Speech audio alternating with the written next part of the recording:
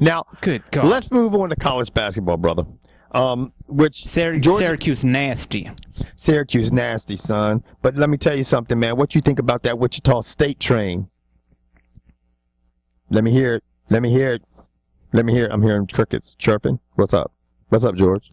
The only good thing about Wichita State is their nickname, the Shockers.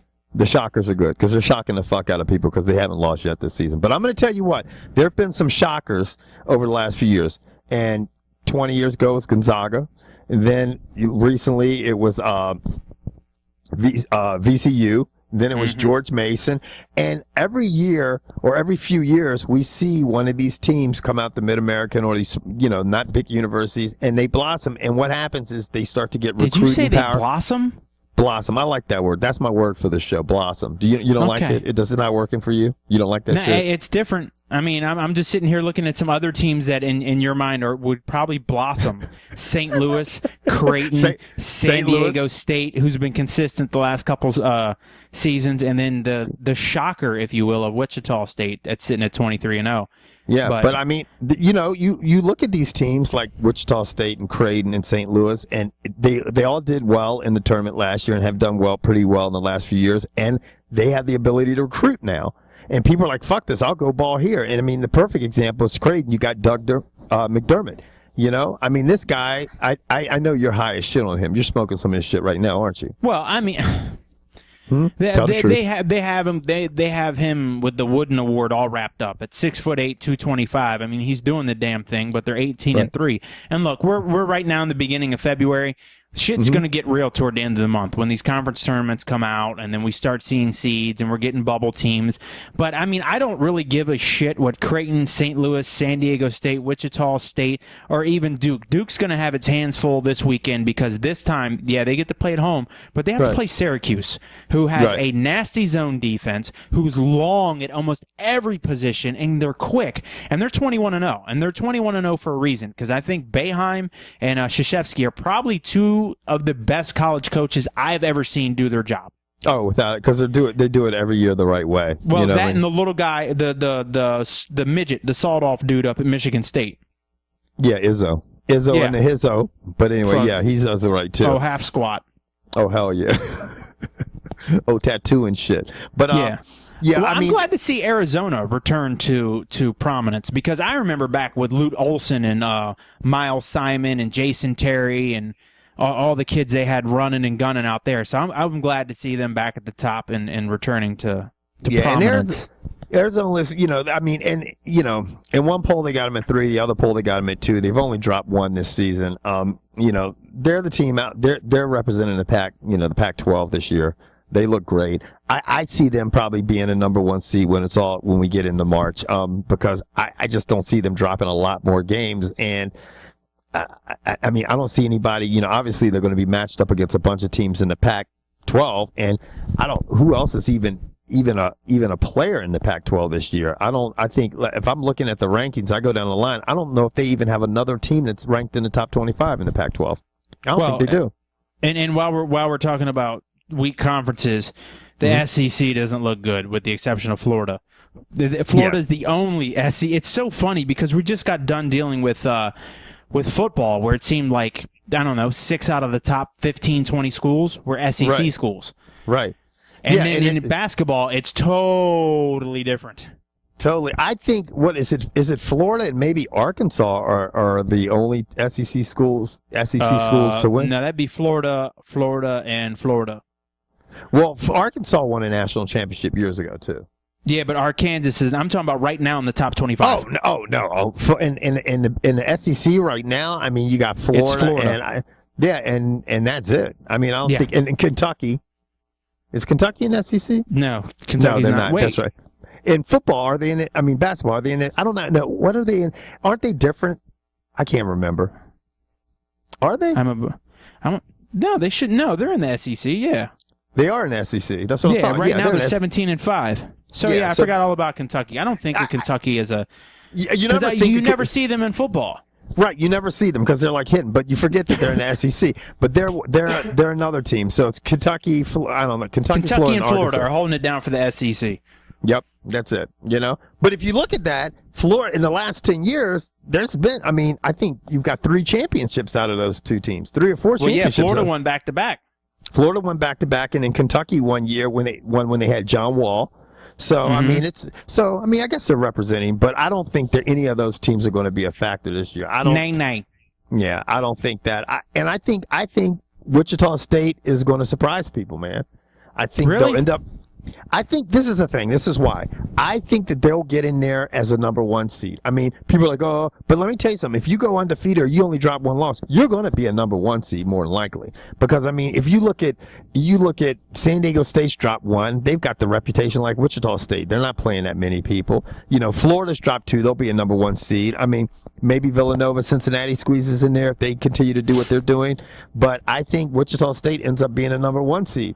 And that'll get them. And then you know what we're gonna do when Wichita State makes it to the tournament, because obviously they will. Even if they lost, I don't know, 4 games right now, they should still make it. With Duke with 5 losses, because Duke's gonna get in.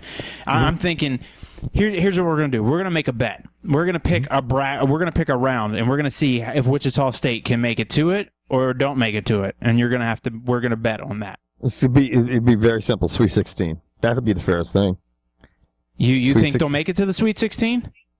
I think they'll make it to the Sweet 16. Not gonna happen. Right, but you know what's going to happen if they're a number 1 seed. Wichita State they'll beat that 16th seed probably, and then they'll beat them, and they'll struggle doing it.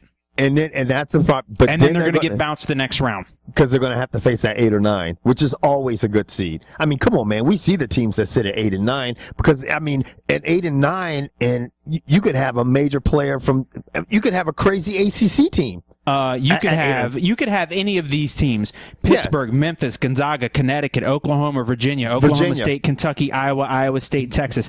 That's the last 10 in the top 25. Any of those could be an 8 seed.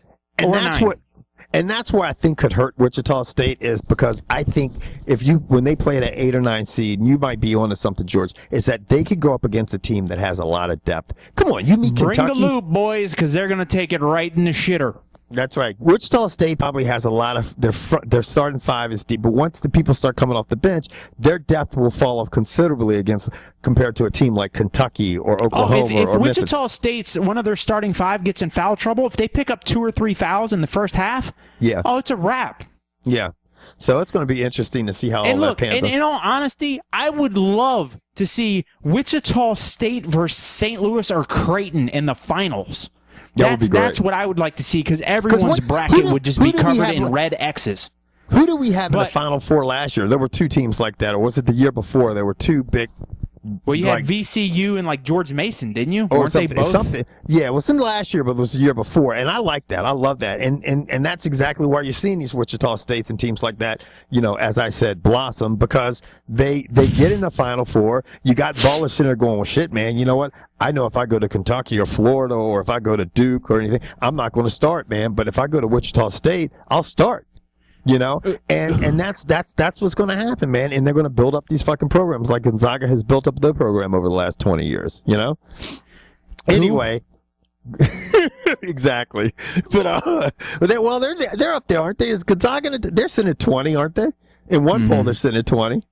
I'll let you look at that because right now I'm trying to look up old Final Four matchups. 23. They're sitting at 23 in one poll, 20. They've had 3 losses. But what amazes me, and George and I talked about this, everybody, is that Duke and Kansas both have. Kansas is sitting at number 8 in the country. They're 16-5. That tells you how the pollsters just love Kansas. They just fucking love Kansas.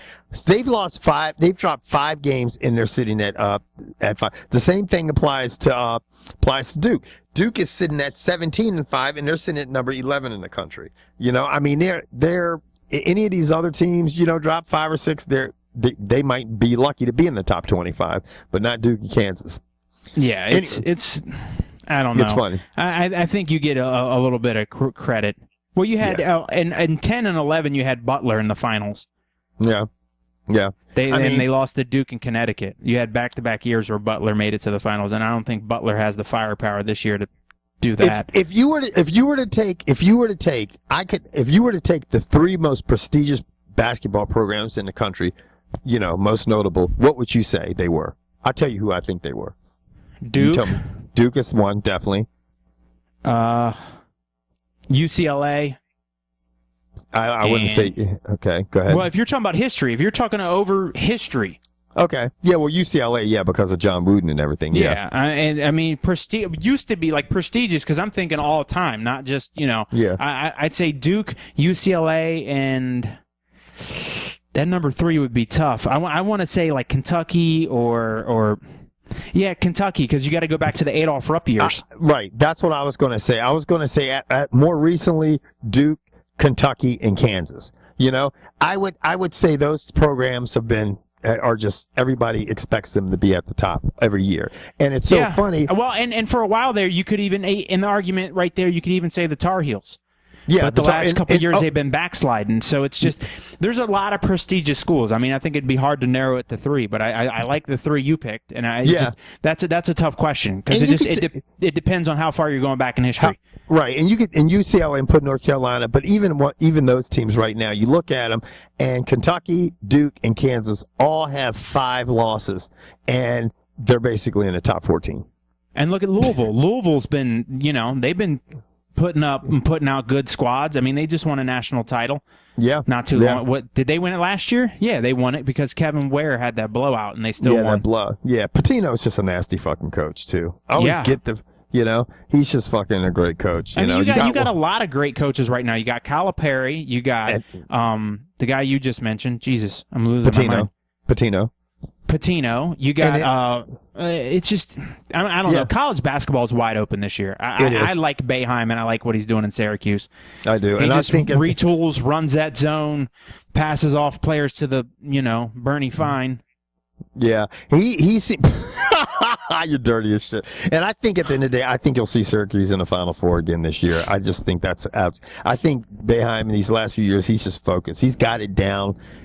Like how we were talking about, Coach K had it back in the late 80s and early 90s, where he's got good teams, but he's got good teams that are going far in the tournament. There's a difference playing. Do you think his wife's name is Booty? Come on, man. Come on, man. Who? Bernie's. The assistant Bernie Fine? Yeah, Barney you think Fine? his wife's name's Booty? Booty Fine? It must have been, because everybody was running up in that shit. Mm-hmm. And on that note, we're out of here. Ghost, adios, deuces, bitches. Later.